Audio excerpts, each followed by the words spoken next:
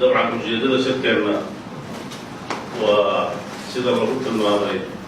ciwaankiisa oo ah jihaynta siyaasadda xukuumaddii la ansixiyey 16 bishii February. waxaan runtii rajeynayaa maanta inay tahay maalintii ku habboonayd ee wasiiradu ay kari kareen in ay ka qayb qaataan sidii ay uga midho dhalin lahaayeen qorshaha la damacsan yahay ee 5 sano soo inaan qabanno. ugu horreyn waxaa maanta u fadhinaa sanadkii ugu horreeyey inaan jihayno aragtida guud ee siyaasadeed ay ku socon doonto xukuumadda Puntland 5 sano iyo qorshe howleedka sanadka u horreeyana hor yaalla iyadoo sanad walba aan sidaa u jejebin doonno haddii ilaahayno iyadoo ay Puntland yeelanayso haddii ilaahayno haddana gacanta lagu hayo qorshe 5 sano oo soo socda. laakiin sanad walba maadaama isbeddel uu imaan karo in isha lagu hayo. ahmiyadaha ugu waaweyn ee la rabo halka inuu ka soo baxo waxaa ka mid ah in golayaashu ay ku dhaqmaan habraaca iyo xeer-hoosaadka golaha wasiirada. haddii golaha wasiiradu aysan ilaalin nidaamka iyo habraaca golaha waxaa adkaanaysa wada shaqaynta iyo waxa dadku laga filayo noo egmadeen. waxaan rajeynayaa inuu shirkan muddada lagu joogo si fiican laysu wadaagsan doono habraaca golaha wasiirada oo muddo badan laga soo shaqaynayay oo aan rajeynayo inuu ahaado midka golaha kala hagi doono xilligiisa. waxaa kaloo isna hor yaala shirkan in lagu diyaariyo qorshaha 2019 waxyaabaha xukuuminta u leh iyo sida ay noqon doonto wasaarad walba waxyaabaha loo idmaday iyadoo laga duulayo siyaasadda guud ee xukuumaddu yeelan doonto iyo wasaarad walba waxa ay u idman tahay oo ah waxa ay u matalayso golaha xukuumadda iyadoo ugu adeegaysa dadka. waxaa iyadana qodobka muhiimka ah xoojinta wada shaqaynta. marka ugu dambaysa golaha kani wuxuu leeyahay mas-uuliye wadareed la doonaya inay ka soo baxdo hal shaqo oo qor ah taas oo ah ka shaqaynta ama u shaqaynta bulshada reer Puntland oo saldhigyadu noqonaya in amnigooda iyo degenaanshahooda laga shaqeeyo, in kobocooda dhaqaale iyo horumarkooda laga shaqeeyo, iyo in loo fidiyo adeegyada dowladnimo ay dadka xukuumaddan ay ka dhowrayaan ama xaq ay ugu leeyihiin. waxaa iyadana meesha ka maqnaan doonin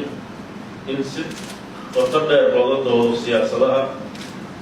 dhinaca dhaqaalaha amniga waddanka si loo abuuro jawi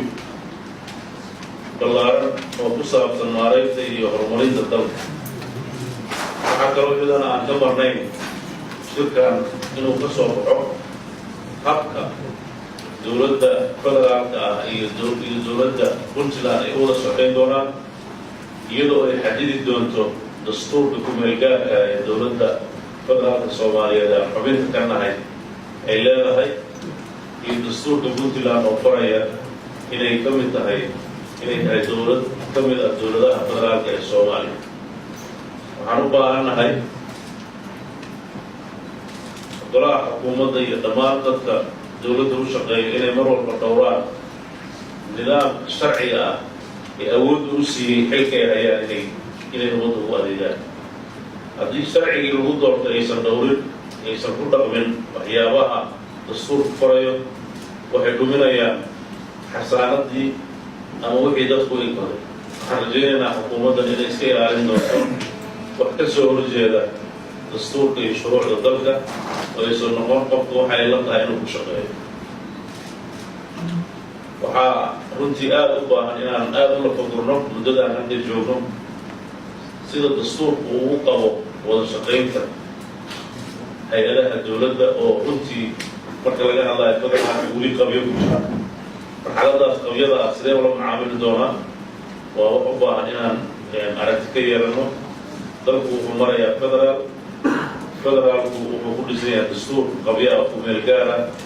oo waxyaabihii u waaweynaa ee dhinaca wada shaqaynta weli qabyka ah wuxuu qabyo ka yahay waxa la yidhahdaa fiskal federaalism qabkii iyo nidaamkii federaalka iyo noocu ahaan lahaa iyo sida loo wada shaqaynayo waxaan weli degsanayn xeerarka maaliyadeed ee dalku yeelan doono dhinaca federaalka iyo dhinaca kaleeto waxaa si kumeel gaara loogu dhaqmaa xeerar la dejiyey waqti dalku uu ahaan jiray nidaamka dowlad dhexe oo qura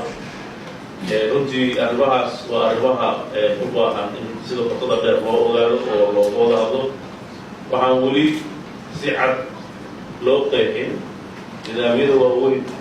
ee dastuur qabyadiisa uu dib u riixay ugu horeyso waxyaabaa la dhammaystirayo habka awood qaybsiga habka khayraadka loo qaybsanayo habka doorashooyinku dalku noqon doonaa habka maamul daadujintiiyu sida uu noqon doono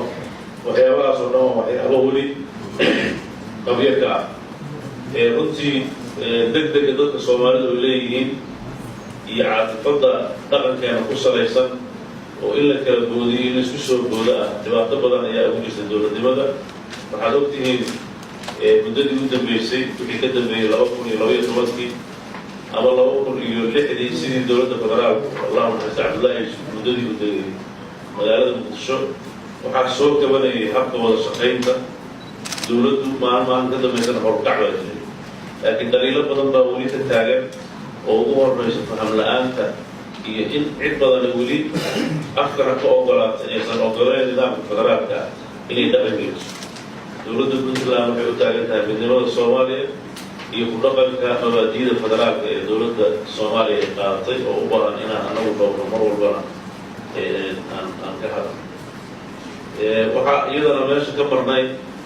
oo xukuumaddaas saldhig u ah qabadkeeda haddii lahayno tayaynta hay-adaha dowladda oo ah halkudhigga ay xukuumaddan leedahay oo ay ka rajeynayaan dadka ayna ahayd midii ay ku doorteen aragtiyaha ugu badan oo ah in tayaynta ee hay-adaha dowladdu ay ahaato mid meesha ku jirta inta badanna wasiirada halka jooga xoogooda lagu soo xelay iyadoo duruufaha mar walba sidii la dhamaysantahay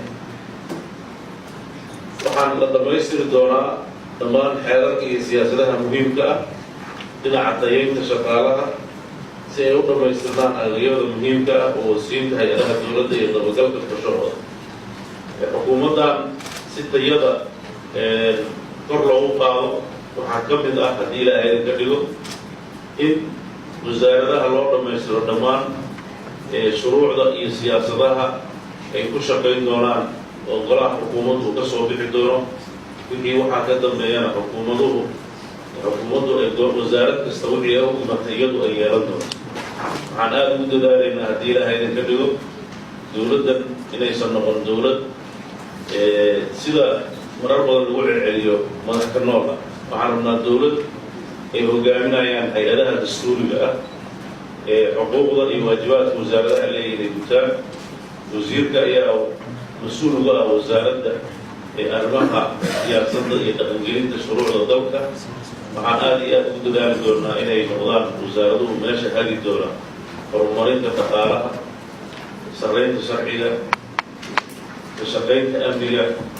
iyo adeegidda bulshada iyadoo wasaarad walba waxaa loo egmaday ay qaban doonto sidoo kaleetana la qaban doonto wasaaradaha kaleeta ee jaalka la-ah walaalaha la-ah si ay u gutaan waajibkooda guud